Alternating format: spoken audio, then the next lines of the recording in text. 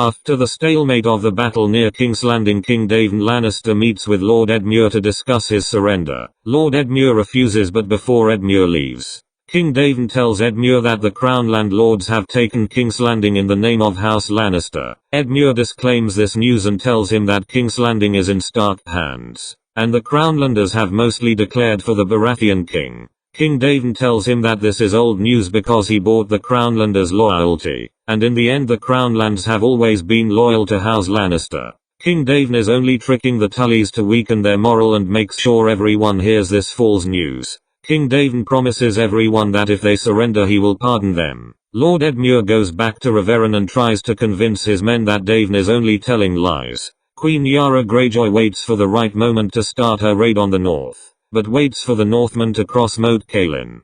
Lord Bronn of Highgarden is pressed by the Reach Lords to fight for this or that king. Lord Bronn tells them that they didn't gain anything when they declared for Renly, Joffrey, Cersei, Daenerys or even Bran. The Reach men fought for every king and queen, but didn't gain any land or title from this. So why should we care now, he tells them. Most of the lords and ladies agrees that they should stay neutral. The exiled House Karstark led by Arnulf Karstark, the head of Brightwater Keep, agrees with Lord Bronn. You may ask how Arnulf Karstark became Lord of Brightwater Keep. After the death of Alys Karstark in the Long Night, Queen Sansa Stark accused the Karstarks for treason when they asked for the Dreadfort as a reward for House Karstark's support and death of their lady Alys Karstark.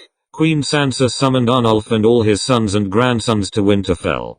Queen Sansa reminded him that the Karstarks betrayed House Stark when their Lord Harold fought for the Boltons. Arnulf tried to remind her that the sons of Rickard Karstark died for her brother Robb, and he would have been dead in the Whispering Woods if it wasn't for Eddard and Torrhen Karstark.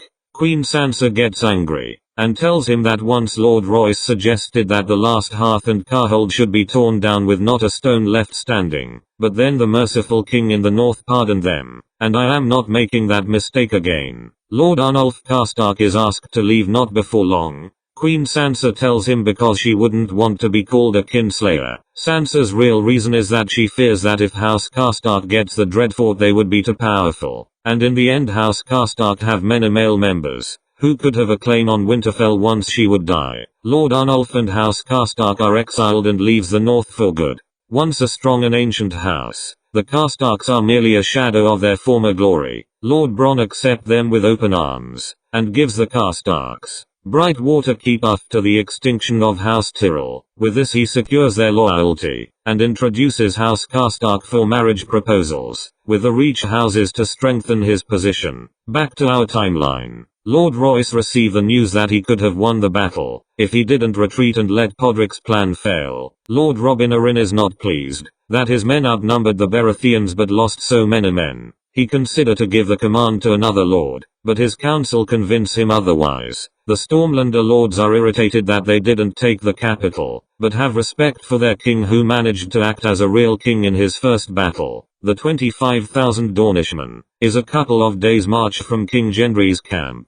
Edgemure's men betray him the same way he betrayed the Blackfish, but this time they open the drawbridge and hand over their lord to King Daven Lannister. Daven Lannister have earned the title King of the Rock and the Trident. King Daven gifts Reveron to his cousin Reginald, and House Lannister of Reveron is born. The Riverlords crumble, some declare for House Lannister, some for King Gendry, and some stay loyal to Queen Sansa Stark. The Riverlands is a mess.